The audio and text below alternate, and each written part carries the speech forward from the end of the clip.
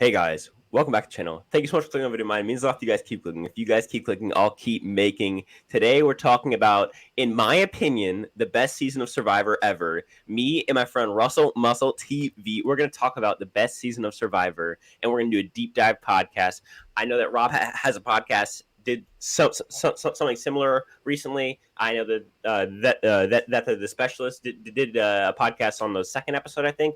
But I feel like we need more Dave versus Goliath in our life, especially coming out of a pandemic. We definitely need to get back to this prime Survivor, and I have my friend Russell to talk about it. Introduce yourself.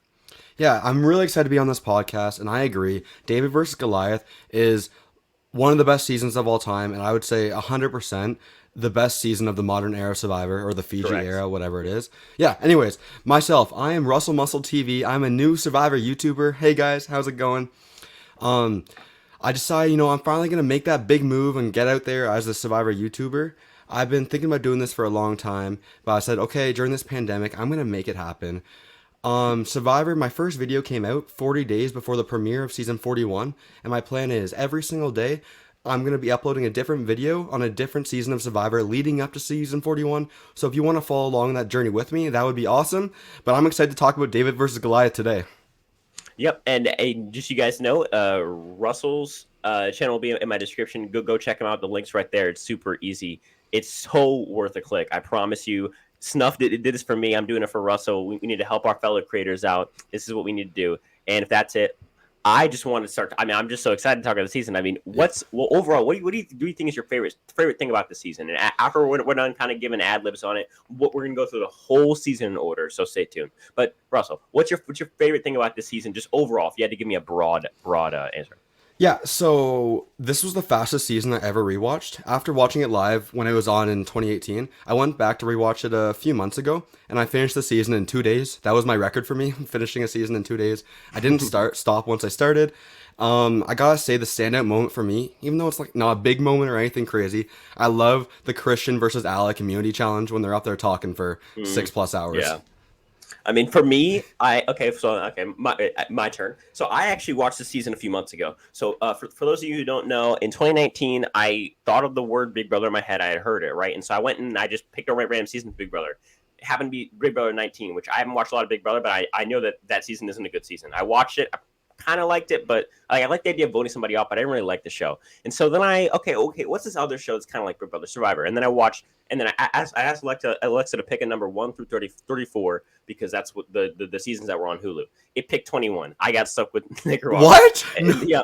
And so then I watched Nicaragua, Redemption Island, South Pacific, and then I skipped to Millennials vs. Gen X, and then I watched Game Changers, and then I watched 39 Live as my first season, and then I watched Crazy Journey. And you're okay with Survivor. Exactly, right? Usually someone would just leave after watching Redemption Island, South Pacific, Nicaragua, Redemption Island, South Pacific, and then I got a good season of Monsters Gen X. Then I went right back down the gutter as Game Changers goes on to the number. Yeah, and then I got 39 as my first live season, which I mean was decent, but yeah, I mean just yeah. So but I feel like overall this season. So then after I watched 40 live, I went back and binged every season from 2 to 20, and then correct, from 2 to 20. Sorry, yeah, because I'd watched season 1 in between 39 and 40 airing because I just was kind of bored. So I watched season 1, but then after 40 was done, I watched season 2 to 20, of which I was all spoiled on before I watched, as of all the big characters, as of all the winners. And then I watched season 24, and then I just continued, and I skipped the seasons that I hadn't seen, and I watched season 24 all the way up until 38, and that's where I left off. I did not watch Thailand. I'm watching Thailand right now for the first time. You haven't seen Thailand yet? Right now, I'm watching Thailand. I watched the first episode yesterday. I swear to God, dude, I almost. It's a tough watch. I almost felt it's the worst season. It's seriously the worst season. But whatever. You have such a bizarre watch order. Oh yeah, no, it's weird. But I mean, in the end, I like Survivor. That's all that matters, man. But now I'm all cut up now, except for Thailand. But really, what does Thailand really bring to the table? So Thailand doesn't need anything. Yeah, you got Xi'an. Yeah. That's it. Literally Xi'an. I mean, Jesus Christ, it's tough. But yeah, so but for me also, Davey vs. Goliath was the quickest watch. I was immediately invested in the entire season. Every so vote good. off. So coming in, I'm trying to think like what I was spoiled on. I was spoiled. I knew Davey played an idol at some point because I'd seen it in Palladium's video. I didn't know who he played it for. I didn't know what trial what happened. But because of that, I knew that Davey made it to the merge. I knew that Christian was like a big character, a big nerd, and he made it to at least the merge. I knew the entire final three. I knew that Nick won and Mike got at least 2 votes. I knew that Pat got medevac first, and I knew that the Davids would eventually win out as far as like numbers wise, as far as the winner. How did that affect your watch? Like knowing all that going into the season. It did it, and for me, that's the point I'm making. After this, all this way too much talking, but that's the point I'm making. Is I feel like even me, who was spoiled on a lot of stuff, I enjoyed the season because there were other vote outs besides that. There was the Natalie boot. Honestly, it's close. It's between the Alan Ball boot and the Natalia boot for the best pre-merge vote off for me, just in general ever. As far as like a tribal goes. But I feel like overall it's just like this season was so good that I was spoiled on so much, and I still love this season. I think it's the best season ever. I think it's David versus Goliath, Cagayan. It's always gonna be tied for me, but because I'd rather talk about David versus Goliath than Cagayan, probably because I've seen him more recently, I picked David versus Goliath. But I feel like this season is so good that me coming into it completely spoiled on the winner, all this stuff about the boot order, all the big characters, who wins out, like as far as alliances goes, I was still glued to my TV the entire time. Yeah, and this might be a hot take, but say Survivor is able to make it 10 more years, 12, 15 more years, I think this season will beat out the Australian Outback for the most players coming back to return. Looking at the list right now, I can see so many of these guys returning, and that's what made the season so good, and what makes the good seasons versus the bad seasons. It's really the characters overall, right? Yeah, and that's the differentiating factor. Yeah, no, for me, this season is easily the best season in Survivor history, besides Cagayan, which is kind of tied up with it, for me at least. I feel like this season is the best season in the 30s, best season in the the single digits, and the best season in the teens. I think the only season that even rivals it is Cagayan, and that's it's really just because of Tony, to be honest. I mean, Cass and Spencer do a lot too, but it really is just Tony. Like, there isn't a Tony on this season, and that's where I can go to like my quote unquote negative for the season is there really isn't like that one gigantic character. Like you like there's not really a Russell Hance or a Tony, which is fine. I mean, it's not really a knock, but if I had to give you a knock for the season, that probably is. There isn't like a literal like immediate legend to be born out of the season. It's kind of more balanced characters, which kind of works for this season. Yeah, and at the same time though, I almost would prefer that. Like, you need your big characters, your shows to have that like bring the big people back, but like, I would almost rather have everyone be balanced and being able to cheer for or against everyone than having a super top-heavy cast. Like, let's say I just watched Ghost Island. Cook Islands. Cook Islands or Ghost Island. When you really only care about a couple of people, then everyone else is just nothing. Yep, it's. I can 100% understand where you're coming from that. Like, looking at the cast here, like we got maybe Jessica, or other than that though, like I can see a lot of these people coming back. I think Jessica did what she needed to do. She needed to be an early boot, or else she was gonna screw up the boot order. People like Jessica and Larissa and Natalia we're not gonna be very good TV, and I feel like the season again does exactly what Cagayan did well. All the people who were interesting, but not to the point where you needed to see them for 14 weeks. They all went pre-merge and or at the start of the merge. Your Jeffras did not make it to the finale. Your the girl with the dreads, whatever her name is, she didn't make it past the merge. Your Garrett's and your Davids, they're interesting characters, but not interesting enough to make it past the merge, in my opinion. I feel like the boot order for Cagayan is perfect, and the boot order for David vs. Goliath is, I think, even better than the one for Cagayan. Yeah, and that's exactly what makes this season so good. I think I'll make a video about the boot order for this season, and yeah, it's probably top 5 best boot orders. Honestly, I can 100% agree. And with that, let's get into this chronological ordering of the season. So we're just going to go episode to episode, and spend a few minutes per episode, and we're going to really get into the weeds of this season. So why don't you start us out? Let's talk about this episode 1 in general. So first of all, how do you like this opening? How do you like the way we're going to do it? We're going to start out on a ship. I've seen a lot about behind the scenes from actually like this opening in particular. It seems that this one was very hard to film, but they ended up doing it because they were kind of in a tight spot where they had to fit a bunch of cameras in a very slim place on a very slim boat. But they ended up doing it perfectly, and I love the idea of doing this challenge on the boat, and they're literally hanging off the side. I think it's super cool. Yeah, it ends up working out really, really well.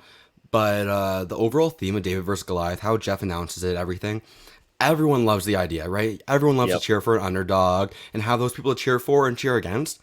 But like, it really scares me. Like, this could have really went really, really bad. Say Yeah. that Goliath end up stomping the Davids, which in the early parts of the game it was looking like they were going to.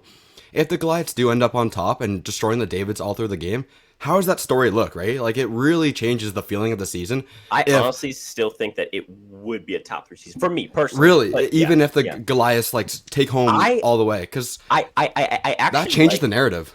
I actually like in pre-merge. Obviously, you can't compare camps once Yeah. the post-merge happens. But in the pre-merge, I honestly like a Goliath camp more than David camp as far as entertainment value, because I feel like there's just more stronger personalities and there's less people who you're like, okay, this person needs to go pre-merge. Jessica Pete needs to go pre-merge. Yeah. Larissa needs to go pre-merge. Elizabeth probably should have gone pre-merge. You know what I mean? All these people. There isn't really like someone from Goliath camp. Jeremy probably I wish Jeremy had made it farther. Natalie, I think her going in like John's spot, the mayor of Slimtown, I think his spot would have been fine. So like I feel like the Glad Camp overall had more people that I need to get to the merge for this season to be good. And I think, Yeah. and as far as the opening, I think it's fantastic. I want more of these in Modern Survivor. And what I like is that it didn't even need like your like advantage under a bin like the one that Sarah got or the one that Ryan got in their respective. Yeah, the legacy. They didn't even need that. They did it all without advantage. They did it all without strategy. They did it all building character moments, especially with the theme and how they allowed Davis to pick certain stuff, and they allowed the Goliath to pick stuff, and it happened naturally. I feel like that was a really, really cool way to start the season. Yeah, and it was pretty funny how it started out. It ends up being Christian takes home the challenge pretty easily because of the slide puzzle. Yeah. And he shows off that he's a big threat right off the bat with saying like, "Oh, I make algorithms about puzzles." And I think it was who was it? It was Davey who says, "Why are you saying that? It's day one of Survivor, putting a big target on your back." And it's correct. Right off the bat, we get to meet Christian, and so is what great of a personality he really is. I mean, Christian is the entire narrator of this entire season. If Christian isn't here to narrate, this season could get really, really confusing. Just like seasons like Edge of Extinction and the Game Changers post merge went, where they didn't really have a narrator. Their best narrator in the post merge of Game Changers was probably Sarah, and she didn't even talk to production like that. You know what I mean? Yeah, and then as far as Edge of Extinction, their best narrator is probably Ron, I'd say. And Ron also not really the person you need narrating your. So it's like I feel like this season he's a professor, right? Like exactly. That's what makes it. Yeah, exactly. Christian is so good in confessional. I feel like so you can tell that like multiple scenes that involve a character talking all come from one confessional, right? Mm-hmm. And I feel like Christian's first confessional where he's like sitting, the camera's on the right side of him. I don't know if you remember this. That confessional literally goes through this entire episode. All 3 days of this entire episode, that confessional it literally explains the entire episode for you. Like without Christian, the season could have got really, really confusing. Yeah, so I hope Christian comes back. But yeah, no, other than that, it's a good episode. It ends with Pat being medevaced home, which again, like, shows like a pretty big flaw that the season like could have started off pretty rough with no tribal council in the first episode. The tribal councils are a major part of every single season of Survivor. That's where the drama happens, the strategy, everything. We look forward to these tribal councils, and when you don't have one in the premiere, it really could have fallen flat. But it actually does the exact opposite with a 20-person cast. Not having the tribal council in this episode, it actually allows like more human, bigger moments to be fleshed out, so we get to meet more of the characters. Do you agree? I actually agree, but for a different reason. I think that it's good because it takes away, because people always say Nick was going to be the first boot. I think that Pat was probably going to be the first boot because they wanted an easy boot before the strategy started to go. And so I feel like it takes away their easy boot. So now you get your Jessica Pete blindside, and I feel like that's so much better for the show. And just I'm gonna touch on. I think we got two. I got 3 bullets in my notes right now. We should probably touch on. So Mike White going off rookie mistake. What do we think of that right now? Mike White going off? No, the beginning of Survivor. Why are you doing that? And he's a super fan Exactly. of the show too. Like he couldn't Yep. control himself, but no, you're not doing that first day. Yeah. 100% agreed. Angelina's villain edit already coming in at the start of the episode when she's smirking at the Davids. Thoughts? Okay, what is the show trying to like create with Yeah. Angelina? In the finale and at the reunion, they're trying to like praise her up and saying how great she is and everything. But then Yeah. throughout the season, they're showing this villainous edit. Like I don't really know I what like we're her. supposed to think of her. I think she's someone who is trying, who doesn't understand how petty she's being and Yeah, how demeaning the way she talks to people and the way she goes about like the way she does things is and how like immature she can be. But she has good intentions most of the time, and so therefore she's kind of like an anti-hero to me personally. yeah. Well, Yeah, a little more on Angelina. We literally could yeah, have a full podcast just talking about everything she does, like Jacket Gate, the bargaining, the rice, yeah, the GIF online on Twitter yeah. with her with the ropes. Like Angelina, great character. Literally, I think Angelina, if you're gonna have like your like like think for Kagan, it's Spencer, Cass, and Tony. I think for this season it's Angelina, Christian, and who else? You know what I mean? It's like Yeah, it's really Angelina and Christian do are the what top. Cass, Spencer, and Tony Yeah. did in Cagayan. So I feel like Angelina and Christian really do a lot for this season, pre-merge and post-merge. And my last vote was that both tribes are really equally fun. I feel like we don't get one tribe that's like, oh, can we go back to that tribe? Like I really don't like. I feel like overall the Goliath tribe is probably more fun up until the swap, but that's only because there's just like less. You have the big vote for Jessica Pete, and then it kind of just fizzles out. And at David Yeah. Camp versus Goliath Camp, it's like there's always something going on with Jeremy or Natalie and stuff like that, which starts to happen here. But when we move into the next episode, which we will, episode 2, we start to get some more of Natalie, some more of that Natalie Napalm. Let's We go. get we get some more of Natalie versus Jeremy. Yep. And then we move over to the Goliath camp, and Jessica, in my opinion, Jessica, as I said earlier, is the exact person that we needed to go character-wise. She's not interesting enough, but she's a fun enough boot. Like her as a boot is interesting, but her as a character isn't as interesting as I need her to be.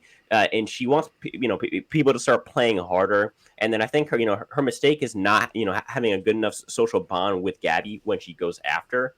I like the people that she goes after. I feel like she doesn't have a good enough bond with Gabby to be going after Larissa and stuff like that. I mean, we get the fantastic Christian quote. Do you want to play with me in the sand? No, in the game. If we get that, we get and I feel like this vote has a lasting impact on the game. I feel like people like Carl were always doomed to be voted out at the final 9 because he's on the wrong side of this vote within the Yeah. Davids. So when the Davids start turning on each other post merge, it's Davey. Sorry, not Davey. It's Carl, and then Davey eventually goes out at final 6, and it is probably because they're on the wrong side of this vote. Thoughts? Yeah, so this vote needed to happen. Like Jessica, like she needs Yeah. to go home, right? Looking Yeah. back at this cast, she's probably one of the characters who I'm like, okay, like not interesting. Even if she makes it far, probably not much to show with Jessica, honestly. Probably the worst cast on this cast, but that's not saying much because it's David versus Goliath. So Yeah, but like still, like this is probably one of the like nothing-ish episodes. It's episode 2, First Tribal Council. But still, there's a lot of good things that happened in this episode. Like you remember the Gabby and Christian thing in the sand. Really, the lines are kind of drawn in the sand this episode, and it's even for episode 2, for a boring-ish boot, we still get top tier Survivor in episode 2. Like that's what it kind of comes down to. yeah. For me, it's a matter of like even in the episodes that usually aren't good. Usually, episode 4 is like a really good episode, or like and usually episode 3 isn't the best episode. This season just breaks those barriers, and every episode really is a good episode. Mm-hmm. And then we wait. Do you have any more comments for No, 2? we can move on. Okay, so then we move on to not season 3. That's Africa. We're gonna move on to episode 3 with Jeremy going home. This episode, I mean, it really did remind me about how good of a forgotten character Jeremy really is. He's such a good pre-merge boot. Not someone who I need to go out pre-merge, but someone who I was okay with going out pre-merge. Plus, it made the inevitable Natalie vote out like happen farther ahead, so that we can get more of that Natalie Napalm. So I mean, like everything that he says to Natalie, because it's all about Jeremy telling Natalie, dude, like you're messing up right now. Like, you're not. This isn't like you need to fix it. But everything he says to her is true. But the way he goes about it and how he talks to her, it's like almost contradicting to what, because he's like, Natalie, you're being way too blunt with how you talk to people. Like you're being way too like, but you're being blunt when you're telling Natalie that she's being too blunt. I feel like Natalie, or not Natalie.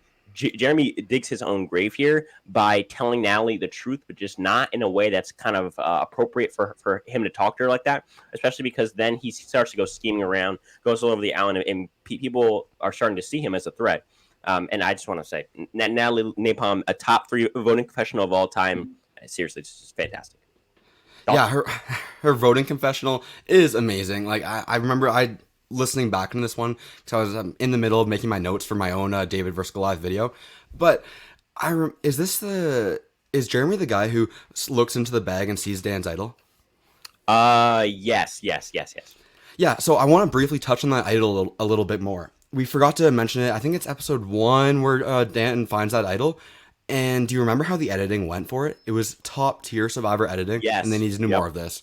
We completely didn't even mention that, so I want to backtrack a little bit. We're already 21 minutes into this show, so probably shouldn't do that too much. But backtrack back to where Dan found the idol. We see, okay, the whole Goliath tribe, they're going back and forth. They're all on idol hunt, all of them. It's going to be a madhouse.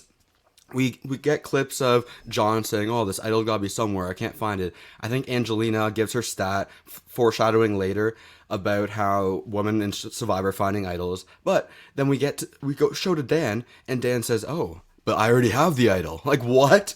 And then flashback to how it happened. And that's amazing. I think Peridium's touched on it before in one of his videos, but it really goes against the whole Survivor finding idols, searching kind of thing. Because normally what we see is, okay, someone's going to search for an idol, someone's going to find an idol, boom. But this goes against it completely and really adds for a really exciting moment. Thoughts on that? I mean, I think overall it's a matter of, I like when Survivor tries new things, just not too extreme. And I think I love out of order editing. Editing that's different because we're always trying to go in order with Survivor. It's always day blank or 1 hour elapsed in the challenge. Like, I feel like when we don't go in order, it adds a different layer, and I like it. Yeah, 100%. And back to the vote, Jeremy versus Natalie Napalm, like that whole thing goes on fire there.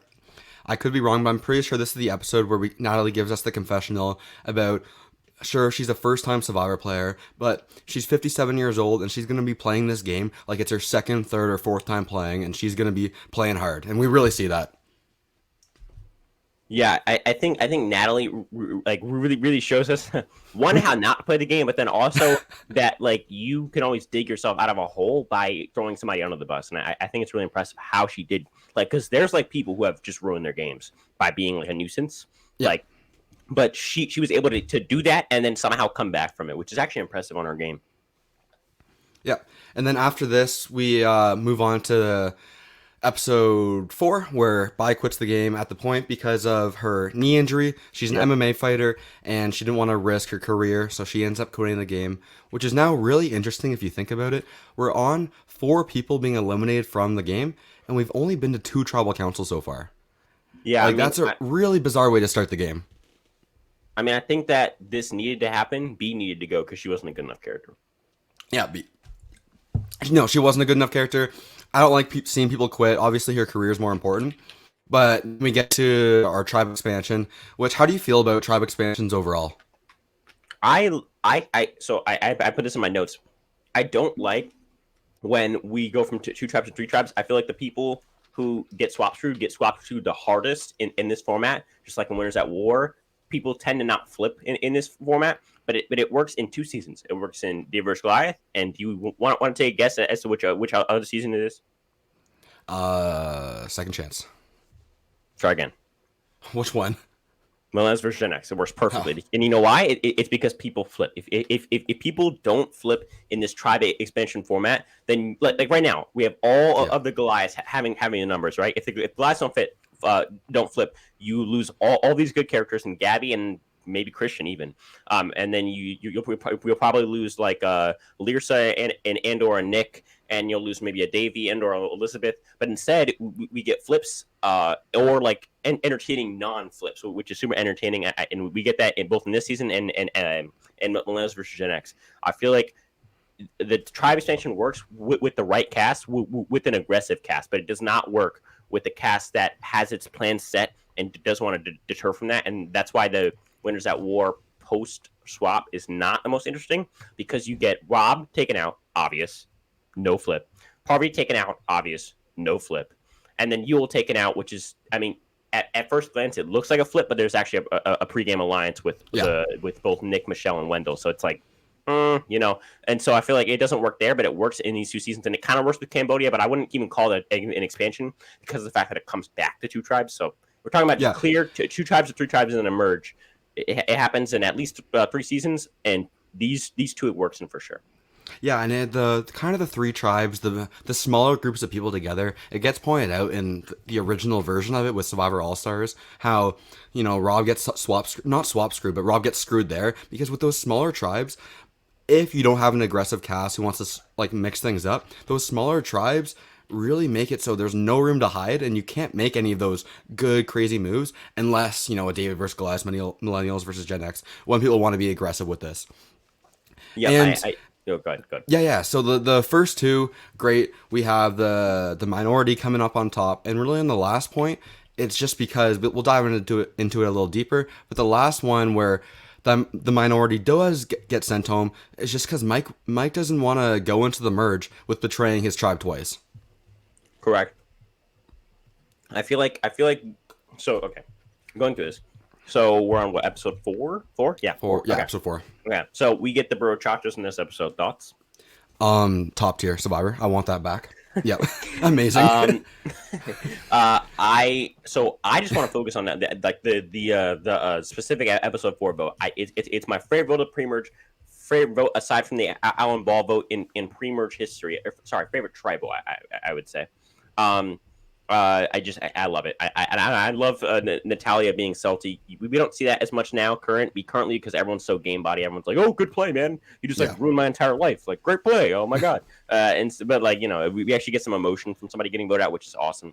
Gabby left out. She starts crying like she always does in the season. Not a fan of the always crying, but I like it as her character, our archetype. Goliath advantages on all tribes, so they have all the numbers. Natalia is the most paranoid player since Jamie in season 11. And she's even paranoid after she gets voted out. After the game's over, she's still paranoid about the game, which is hilarious. She's like, "Did you betray me? Did you? The game's over, bro. The game's over. You could walk down the path. It's over. It's fine." No, she was just in shock. She was so shook about that. And I remember, she was trying to relate to, I think it was Larissa and Elizabeth, and they were talking about horses, and she was like, "Oh, let's talk about the game." Like she was really, I would say she got swap screwed there, even though she was in the majority. No, I think I genuinely think that she screwed herself there by being too paranoid with Alex. Just pissing everyone off. Yeah.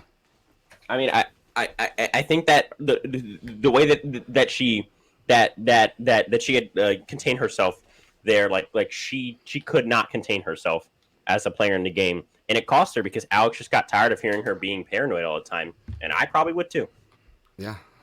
And then next up we got, sadly, Natalie Napalm.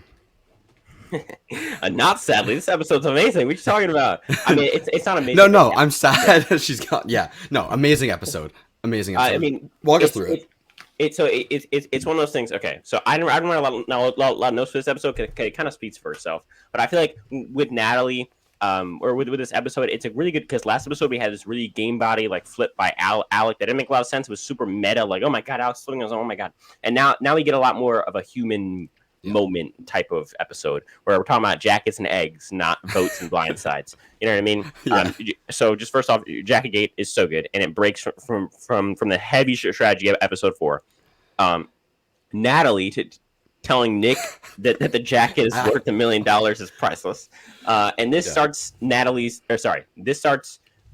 Wait, Natalie? No, not Natalie. This starts. What's the other one? The one that got 3rd place. What's her name? I forget. Angelina. This starts Angelina's pettiness character archetype with her jacket asking. I feel like later in the season she just gets more and more petty, Yeah, talking about how she gave up rice in her final tribal I speech. know. And so I feel like this really starts her pettiness arc, whereas in her villain arc started when she rolled her eyes at the Davids earlier in the season. But I feel like her pettiness arc starts right now. Thoughts? And talking about pettiness, also Natalie gets pretty petty as well.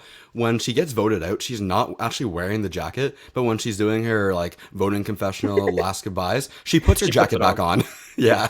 Just to rub it in. It's absolutely amazing. This is why I love Natalie, because these are the type of people where like, yeah, maybe they're not game bots, or maybe they're not gonna be like Alec and just be crazy flipping and stuff like that. But you know what? You're gonna get a jagged moment, and that's why it's worse. That's why I don't want them casting just 20 super fans, because you do need people who are super, who can, okay, like everyone's gonna say they're a super fan now, because like No, you need your Keith Nails, you need your Woos, like of course because if you don't, then you're gonna get exhausted so quickly. yeah, and it really will take away from the season. You need those fun moments, right? We do it for its fun TV, but also the strategy game needs to be a balance of both. And I'm pretty sure this episode, maybe the one before, is where we get introduced to the Nick Wilson and Mike Wade alliance, and which is great too, because that highlights how Nick is such a strong player too. He does the same thing with Christian, but especially with Mike, he's able to like make nicknames for the alliances to really make it feel like a real human connection, make it feel real. And we start to see in more of a subtle ways, Nick isn't a huge player, but it shows how he has the physical, the social, and the strategic. Maybe not the strategic as much, but he has the physical and the social really well done. Yeah, take me into episode 6. Yeah, episode 6, we have the Larissa Vote, right? Correct. Yeah. So Larissa Vote.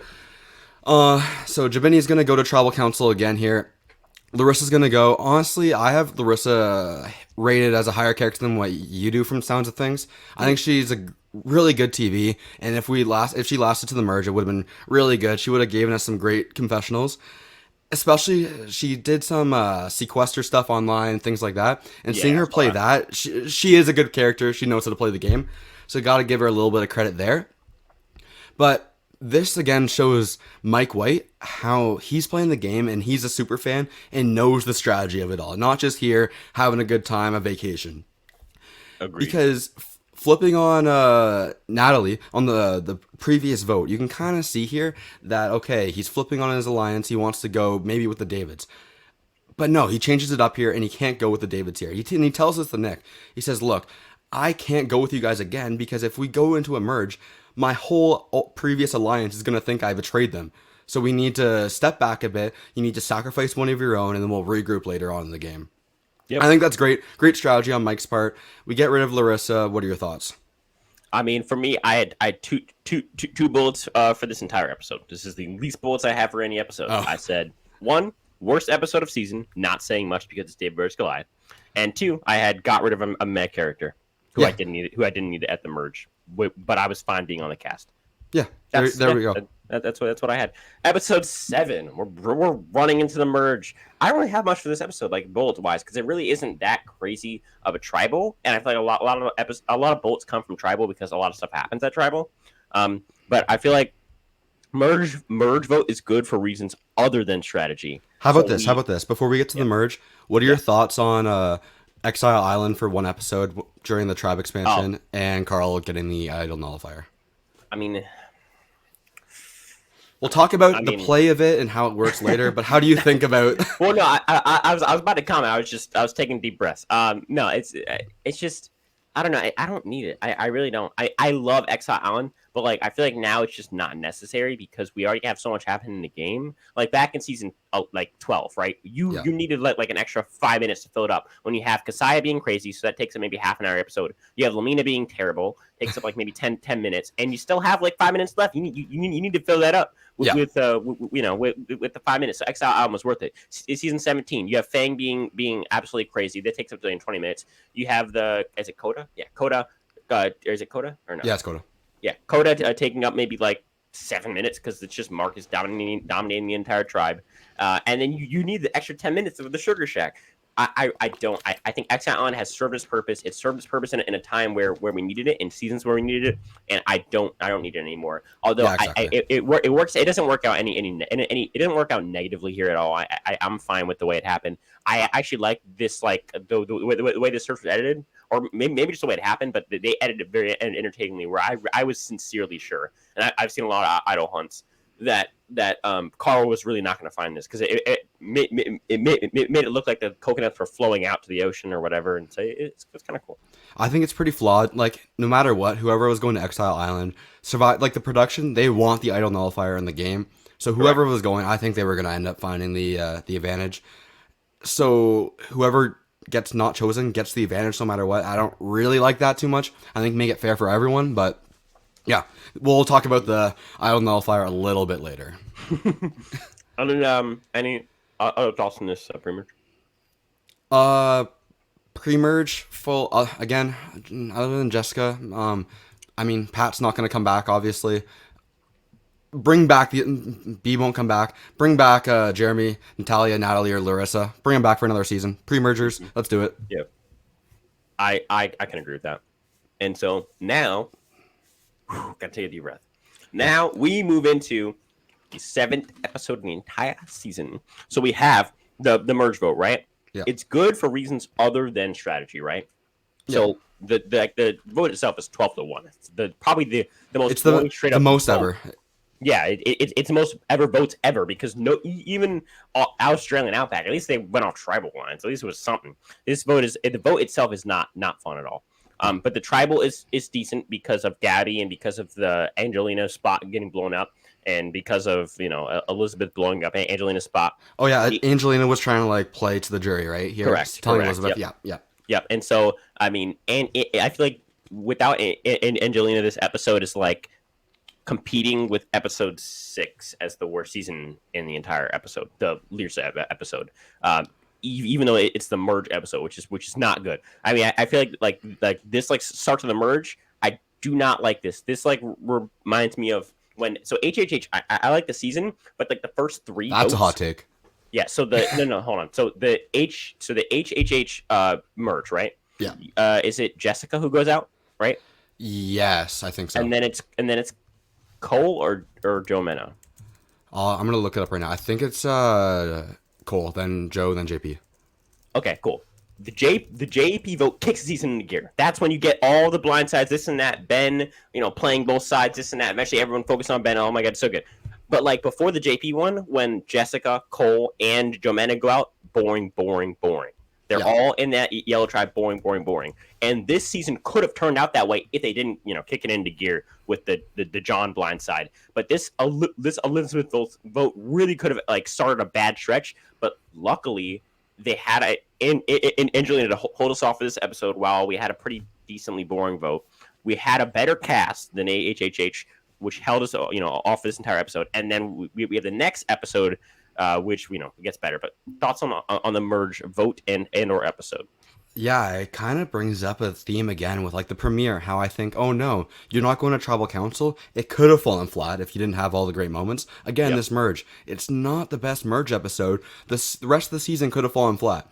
The season knows how to circle back around, figure out what they want to do, and because of the characters are so well, they're able to recover from all these moments that are kind of not the best. And that's for David versus Goliath, one of the best seasons of all time.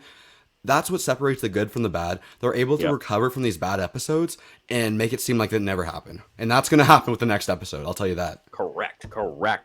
Do you want to move to the next episode, or do you have anything else in this merge? The merge is let's move on. That's exactly what I think. Season 8, best vote off of the season. Episode 8. I mean, yeah. Oh, sorry, not season 8 is All Stars. We'll just keep doing seasons. No, episode 8 is, in my opinion, the best vote of the season. I feel like it is kind of overrated just a teeny bit. It's like people saying it's like a top 3 vote of all time, or top 2 tribal of all time is a little ridiculous. But I think it's probably a top 10 or 15. And I feel like that's saying a lot because we have 40 seasons, thousands of tribals. It's ridiculous. But so I feel like overall, we're given a really, really good vote. It's the first minority vote split of all time. There's Bro Chacho blindside. Bro Chacho blindside. He said it and he was right, but it was on him. Uh, and the fact that there's so many advantages in the minority's possession is just perfect because it gives a really digestible story for the viewers to understand. Like, oh my god, okay, so these guys are like in like the behind, but like they have all this stuff, they have all the ammunition, but Yeah. like they're so much smaller. So like, oh, it's just like David versus Goliath. Oh my god, like so it's like it's really easily digestible for both casuals and competitive viewers like me and you and the people watching this video. And so I feel like this episode was able to be understood, but by people now, maybe the casuals didn't understand the minority vote split. That's probably a little bit too hard for them, but at least they could, they could understand and grasp what was going on. And this is where a season like Cagayan, the alliances aren't as easily defined because of the fact that Tony's flipping back and forth. Whereas in this season, until like the Carl vote, and after that, it really is David versus Goliath. It really is. You know what I mean? And so I like a season that can be blank versus blank for a teeny bit, but then it starts to get a little shady after the Carl vote. Yeah, and at this point in the game, the Goliaths still have the lead, right? So you don't correct know what's gonna happen. It could have been an easy pickoff, but obviously it doesn't end up being that. So Davey ends up playing an idol for Christian. Am I right? Mm-hmm. Davey ends up playing his idol for Christian, and then we have another great Angelina moment. With Angelina begging Dan to play his idol for her. He ends up doing it because Dan's a great Survivor player. And because these two vote, you just roasting Dan. Yeah, not a huge Dan supporter. I don't think no. Yeah, but anyways, yeah, because of these two, end up getting a minority vote with 3-0-0, which is insane. I remember being a little confused after it. I had to look back at my notes. So you don't think it's a top 5? I consider this like a top 5 tribal council of all time. Oh, I said that people had said it's not. It's a top 3 vote. I feel like there are more interesting votes in Survivor history. Top 3, and also vote and tribal are 2 different things. But I also don't think it's top 3 tribal anyway. But that's a whole other discussion for a whole other day. Yeah. But yeah. Let's go. But yeah, so I feel like overall this is a really, really good vote after a merge that could have been gone really, really bad. Could have gone like HHH start of the merge bad, and it really, really recovers, and we lose a character who's not like vital to the show, like not like a Christian or an Angelina or a Davey, but like a character. But still a fun episode where you hurt that he's gone. Correct. Exactly. All right. Do you want? Let me see. We have episode 9. All right, episode 9. Bad. So okay, here's what I have in my notes. I only have 3 bullets. That's it. Okay. Bad advantage works because of a 1 in 1,000 chance. Yep. Second bullet. Is it Kiera or Kara? I never Kara. Kiera. Is it Kiera or Kara? It's Kara. Okay, Kara. And I said in quotes, breaks up with Dan. And then goes with Alex. Yep. And then 3rd bullet, I said Dan pouting for no reason. Bad Survivor player. Wait, you said that in your notes? Yep. There we go. There we go. Yeah. Any thoughts? Yeah. Idol nullifier. The idol itself is so hard to use correctly. I like when idols are used. It makes it fun. An idol nullifier. Let's not do that. Can we get an idol nullifier? Yeah, season 41. I just came it up with Jeff. Do that. No, we can skip this one if you want to. It's really nothing. Yeah, this is just. I mean, it's just like the second biggest vote out of the post merge. No, no, but I mean, with this vote out, it's just like a bad advantage that worked really good, and that's why it got brought back up to 39 and 40, and it showed. So in 39, it works poorly. Yeah. So in this season, it's positive, right? Yeah. 39 is negative. It takes out it takes out your fan favorite, and then in 40 it's neutral because it shows that it's basically a useless advantage, and unless it's useful, and usually when it's useful against the minority. Exactly. You know what I mean? So, and that's the whole problem with it. Like in Survivor and life, you're cheering for the underdogs. You want the minority come back on top to be a fun little challenge.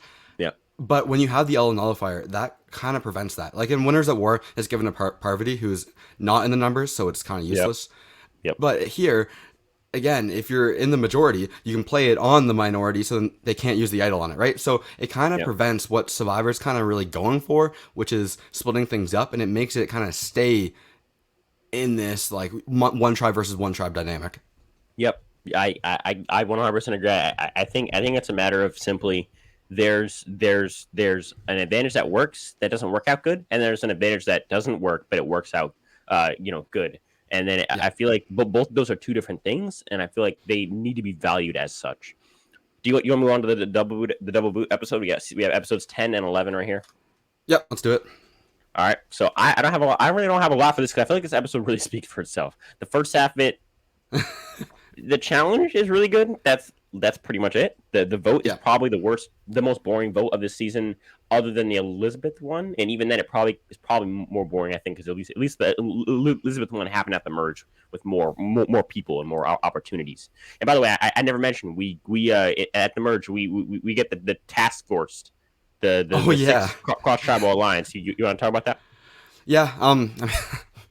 I think the task force lasts less time than what we talked about it for. Yeah, I mean, it seemed like kind of a thing that could have happened. I feel like it's less about the task force and more about showing us that okay, like these people are willing to go cross tribal. Maybe not with this alliance, but with other alliances in the future. Carl Blindside. I mean, so it's one of the things where it gives us a sense. But moving back to this episode, what's it called? We have a perfectly timed double episode, in my opinion, right? Because we have a boring vote out and a fun challenge, and then we have a great blindside.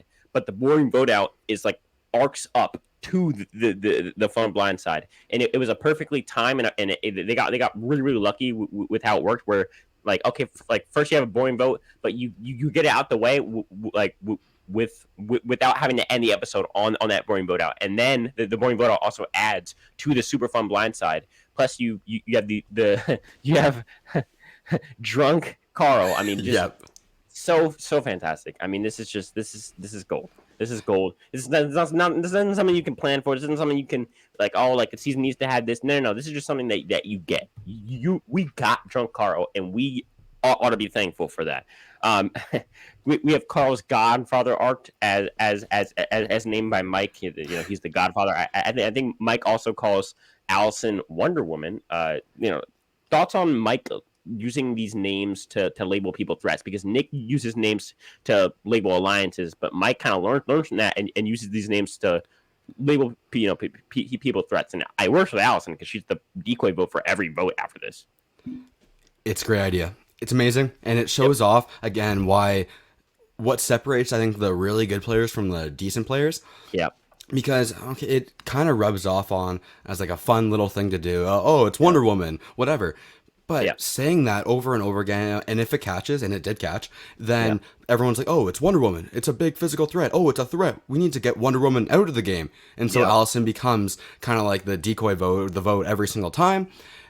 And it's all because, I mean, sure, she probably would have been anyway, but Mike reinforcing that, saying the Wonder Woman kind of thing, reinforces the idea that, okay, she's a threat, let's get her out. And then subconsciously, everyone's kind of thinking, Allison, threat. You know what I mean? Yeah, I think what it does is maybe it doesn't cause somebody to get voted out, but it can cause somebody to not get voted out. It can cause it probably was, she was already probably going to get voted out, but now this made it so that she has no chance of getting out of that predicament that she's in. I feel like it's a regular thing in Survivor. Like once you become the vote for one tribal council, if you're not going home, you're gonna be the vote for most of them, right? Like you can't get away from that. I mean, do you want to touch on the Carl Blindside? You want to talk about it? Or are you good? The Alec Christian challenge, amazing, really fun moment. I love that moment, and I want to see a full uncut version of that on Paramount Plus. I think they should make that happen. Justice League the Snyder cut. We should do Survivor David versus Goliath, the Christian cut. The Christian cut. Yeah, I was just gonna say that. Yeah. I mean, it's a really good challenge. Really good challenge. Yeah, it's a fun challenge. And then we get, just like that, okay, Alex gone, boom, the Davids have the numbers back, and then, no, downfall of the Davids. Well, and as the thing is, it's like, this season, it does a good job of not just making it like David versus Goliath. It's more like David versus Goliath, and then like, it's versus like people who are like playing hard versus people who are not playing hard versus people who just happen to be the numbers versus people who are in the minority. It's a lot more complicated of a season than it lets on. So are we good to go to the next episode?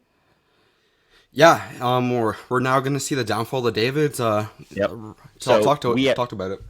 All right, so we have episode 12. This is the episode where Gabby needs to make a move, but she screwed up the move, but she didn't though because she had to make it either way. So for me, Yeah, you got that right.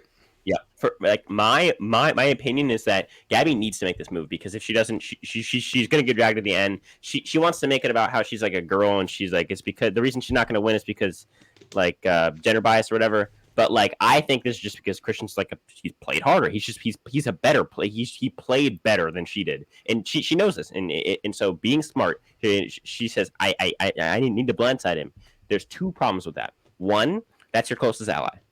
Yeah. He's pulling a war dog, or sorry, she's pulling a war dog. Second, is that a bad thing though? Definitely a bad thing. Second, the people who she's doing it with aren't people who trust her. She just blindsided them in the in all of these votes with John and then with Dan and all these votes and then she wants to come back down. I want to blindside my close ally, so they're gonna make her the safe or the decoy vote. Of course they are. They're not going to be the person who gets kicked out with an idol, and I feel like because of this, Christian, and then on top of that, I also have in my notes that Christian's alliance with Davey so important to him right now. If he doesn't have this alliance, well, that's what saves him. Literally, because I mean, you can tell me, oh, he's smart, he'd figure it, but Davey they edit it like at tribal, they edit it like he's just sniffing the blindside literally out of the ear. Like all of a sudden he just puts his hand in his ear, and I'll say he's like, I sniff blindside, and he just goes up and plays the idol. It's like that, but really what happened is Davey told him. You know what I mean? Yeah, so. No, 100%. That's what happened, and that's what ends up saving him, right? And that relationship, the social play. Yeah. Anything else you want? I'll keep you going. I mean, do you have any comments about something? Yeah, I think a little different than you. I think Gabby and Christian are a little closer as threat levels than what you like from making the moves and such. Mm-hmm, I think Christian and Gabby, I think it's more of they're making the moves together and not Christian choosing to make all the moves and Gabby following along. The problem with this, though, is on Survivor, perception is reality, right? Whatever people think, that's what it's going to end up being. I don't like that, but I do think that perception can be more important than reality sometimes. Yeah, and that kind of moves into more as like the Mike White telling Allison, oh, she's Wonder Woman, guys, right? Same kind of thing there with perception. Christian's a bigger character, and Christian's perceived as this big threat, which he should be. Correct. But he's perceived as a bigger threat, and because Christian and Gabby are a pair together, no matter what happens, if Christian and Gabby are together, Gabby's going to get none of the credit at the end. So she has to make this move. She should have done it in a better way, but it ends up not working out. That's kind of my thing. I think it's one of those things where she had to make the move. Yeah, she had to make the move, and I can't tell. I can't tell whether she should have made it earlier or later, but I don't know. Yeah. I mean, with the force fire making and everything, you got to make it sooner than later. Yeah. But I mean, okay. My thing is, if she gets to the final five, let's say it's them two and the actual other final three, right? Yeah. And she wants to take out Christian. They're probably all going to be on board because they all know that Christian's going to beat them. So she would either have to do the move that she ended up doing, which didn't work, or she has to bank on other people agreeing with the fact that Christian's a big threat, which is probably the case because he's a target for every single vote until he goes home. You know what I mean? So he's Allison before Allison, and so I feel like. Do you think Allison goes here if it's not Gabby or Christian? What do you mean Allison goes here if it's not? Okay, if you think Gabby should have made the move later, who goes home at the Gabby vote? Allison. She, so okay, let's play it out. If Gabby doesn't. If Gabby makes the right move, this is what I do. If I'm Gabby, I vote at Allison, and then I'm guessing Davey probably gets voted out anyway over something because he's the biggest threat because maybe Christian wins immunity. Then you're at the final six with the final four plus Christian and Gabby, right? Yeah. And then I think Kara's there as well. Yeah. Oh, well then Kiera gets voted out. Boom. This is all in order, right? Yeah. And then you get down to the final five with Gabby, Christian, and the Jabeni 3, right? They're all gonna want to vote out Christian. One, because they all did it earlier in the season and they failed, and two, because they all know he's a threat. Just like he's a threat. We all know that he's a threat, and so they all would have voted him out at final five because he wouldn't have had an idol. And then Gabby makes final four. Yeah, and then Gabby makes Final Four. She probably gets taken to the end, and Mike White who I think so. If Nick wins final immunity, he probably puts Angelina and Mike White up in a fire making challenge. Maybe Gabby and Mike White up in a fire challenge where I think Gabby probably loses anyway. But then again, practice fire. There's always a better way to go about things. Yeah, but then again, too, like if you're thinking about it like that, if Gabby gets dragged to the end, Nick's gonna take her. Yeah, she didn't have that, that big move or whatever it ends up being to propel her to win the game. I think this is the move that had to happen, and just she got unlucky, and the move didn't work out. But I think it needed to happen before the finale. It needed to happen, but she needed to have better social play when all of the votes that were going against Christian were happening. She either she should have flipped there then, or she should have had better relationships with your Allisons and your Kiaras, so that they wouldn't make her the decoy vote if Christian has an idol, which ends up happening. All right, let's move on. Yeah, we took too long on that vote. Yeah, I mean it's a pretty big vote as far as your seller, like, oh my gosh, she's betraying her ally. Okay, episode 13. I didn't have much. I actually had one bullet. No, I had two. I said Christian loses trust in Nick from the Carl blind side earlier, and I think that Christian couldn't do much here. I mean, I think this is Christian's time to go. He needs to go here. He doesn't want immunity. He doesn't have an idol, and is not. I really do not fault him. Did this episode for him going? Yeah. So Christian ends up being the threat most of the merge, and he's always gonna be the person like, okay, we gotta get Christian. I think this is just the bad case of he ran out of steam. He didn't have an idol left. He didn't win immunity. They had to vote him out here, right? Mm-hmm. And I think it's from a narrative point of view and like more of a TV watching kind of thing. It kind of hurts a little bit for us because we're going into the final episode without Christian now. And we spent so much time throughout the season learning about Christian, following Christian's journey. And then one episode short of the finale, that journey gets crushed. Yeah, honestly, I really didn't like this. I mean, either give me like a double episode where we get Gabby vote and then Christian vote, so that we at least get it in one story arc, right? Like it is one story arc. You're completely. I know, yeah, exactly. So I would want that to happen, where at least give us a double episode where it's Gabby and Christian going back to back. So it's like, oh, like it's a story, this and that. But when you just have Gabby going, pause for a week, and then Christian going, it's like, what? And but now at the end of the day, too, we're nitpicking here, right? Like they're yeah, exactly. Yep. If we want to make the perfect season of Survivor, that's what we're gonna do.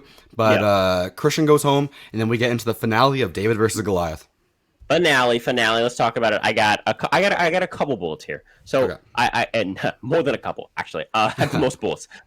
So for a finale, first of all, I love when finales are episode 14. I think seasons that go 15, 16, 17 plus episodes, 18 in All Stars. I think it was. Yeah, All Stars is the record. Ridiculous. Way too many episodes. 14 is perfect. So let's start out. Great finale. Ladder climbing.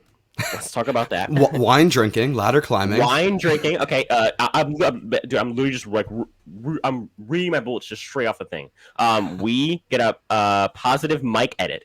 So yeah. we like overly positive. Like I wish we would have got a little not less positive for Mike, but more positive for Nick. And that goes in to my next bullet, which is we get a slightly negative Nick edit. We get Davey yelling at, or not yelling at Nick, but getting pissed at Nick because Nick's like, I didn't do it. He's like, of course you didn't, Nick. Like we get like a lot of focus on Mike talking about like how he needs to beat Nick. We really don't get an overly positive Nick edit, which is weird because we've gotten a positive Nick edit since like episode 2, I think, probably.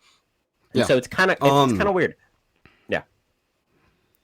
No, it is weird. And I mean, obviously Nick ends up winning the game, but it gets the case of like, we kind of want to have like a decoy kind of thing happening with Mike here. Yeah. That's Do you agree? Like they kind of want to make it seem like, oh, it's going to be close between Nick and Mike, which I think Mike could have done a little better job with the final Tribal Council. We're getting a little bit ahead of ourselves here, but yeah, I actually have bullets on that when we get there. Okay, well, let's talk about the Davey Vote Off. What are your thoughts? So I wrote down one note. Davey, of course you didn't, Nick. I think that line really, like, as a viewer, that alone like makes me think like, oh no, like is Nick really not gonna win this? Like, oh shoot, Yeah. okay, I see you, Mike White. Like you're gonna win this. And also Mike White made that move. Well, Kiera, Allison, and Mike White really make that move in general. And then I feel like from here we have the Allison Vote Off ... finally is what I wrote down because she's always the target. Then we have and then I said that Nick wins against this entire Final Five. Everyone. So at Final Six, I can't say he wins against everyone in the finale because Davey's a pretty tough. I think opponent. Davey's really likable, right? He's so charismatic. He's likable. I want that'd be kind of cool to see a Davey Nick final. I think Davey takes it a little bit. I think Nick probably takes it because I feel like Davey has those strong bonds with Carl. So I think he gets Carl's vote. He seems to be like Kiera's number one, like halfway through the merge, which is so surprising. That if that's the case, then he gets her vote. He probably gets. I think besides that, those are his two locked votes. Nick has Christian locked. Yeah. Probably Gabby locked. Is Mike White here then? Probably not then, because Davey goes against. Yeah, Davey takes Mike White. Yeah, so then Mike White is probably voting for Nick too. So Nick has 4 locked votes. So then I'm not saying Davey loses. I take that back. Davey probably has to swing a lot more votes than Nick. But let's just get through the rest of this finale. I only have a few more bullets. I think that Kiera played too hard, too late. That's just my opinion. And for the final tribal, I wrote 1 bullet for each person. I said, Nick, great final speech, relating it back to the theme of the season. I'm sure Jeff was just creaming his pants over that. And I'm sure the jury was as well. And then Mike seemed to not be trying as hard. I read in a post-game interview that he actually like kind of felt bad because I was going to talk about that as well. Yeah. Because like Nick was like, from Kentucky, lawyer, fighting, and he's like this writer executive who's like well off, and so he felt bad and didn't try as hard. In that I read in an interview that he didn't want to look like the bad guy, and so he kind of regrets not arguing as hard or saying certain things to people. And then Angelina, I said Angelina equals still on the rice. Still on the rice, dude. Talk to me about Angelina. And Mike and Nick, and then we'll cut this thing off. Angelina, I think her whole post-merge game was based around, okay, how can I get the jury to vote for me in the end? And you see at the very, very beginning with the Elizabeth thing, she's doing the bargaining with Jeff for the rice because of the jury. I don't care what she says. That's what she's doing. It ends up not working out. Angelina, great character. I think she kind of explodes near the end of the game, but... great foreshadowing with the stats about the hidden immunity idols. I don't like how she played it and made Allison kind of look bad. Kind of didn't like that one. Mike White, yeah. So what happened was, Mike White's a storyteller, right? He director, producer. I'm not sure exactly what it is, but he loves telling a story. He understands the big picture kind of stuff. This is a season called David versus Goliath. And what I said at the very, very beginning, how it's going to look bad if a Goliath wins, I think Mike saw the same thing as well. If a Goliath wins the season, that goes against the whole underdog thing. Like, can the Davids really do it? Well, it turns out, no, they can't. Life sucks. The Goliaths will always stomp on the Davids. So I think he felt a little bad at the end and wanted Nick to win. And obviously, Nick's great character. I think in this finale, we really see the social, the physical, and the strategic. The social with, building those sub-alliances, getting those nicknames. The physical, Nick wins every single one of these final immunity challenges at the finale. He wins all 3 straight, so Nick can't go home. Nick can't go home in the finale. Wow. Okay. Yeah, so Nick's not going home in this finale. He's a great physical threat. Kind of what I pointed out earlier in this podcast, the strategic kind of thing. From interviews and stuff, I get a sense that he does have a mind for the game, but the one point I have is the weird fake idol / real idol play he made. That just whole thing just kind of, you're overplaying, buddy. You're a super fan. Just play the real idol. And then Nick ends up winning.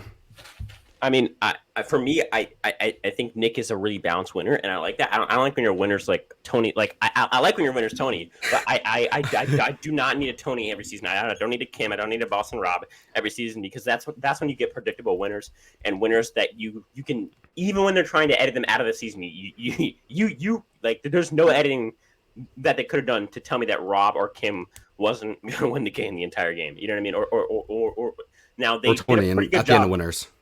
Exactly. Yeah, Tony and Winners at War.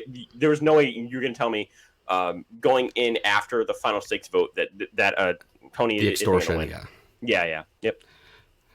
Yeah, I think Nick's the perfect winner for a season where all the characters are strong, but there's no super crazy big people. No Tonys or Russells No or what Tonys, else? Russells, Or Voss or really. Robs. Yeah. Everyone equally carries the weight of the season. Everyone wants to play hard. Everyone's a super fan. And out of what do you rank the season? Let's wrap it up with our final thoughts. Yep. Rank the season what? Like season wise? Are you talking about like out of a number system? What do you mean? Let's give me a scale of 1 to 100. Thailand. Give me a scale from Thailand to Winners at War. So you're talking about like Winners at War being the best season? Yeah, sure. I don't know. Yeah, get into what are your thoughts on the season?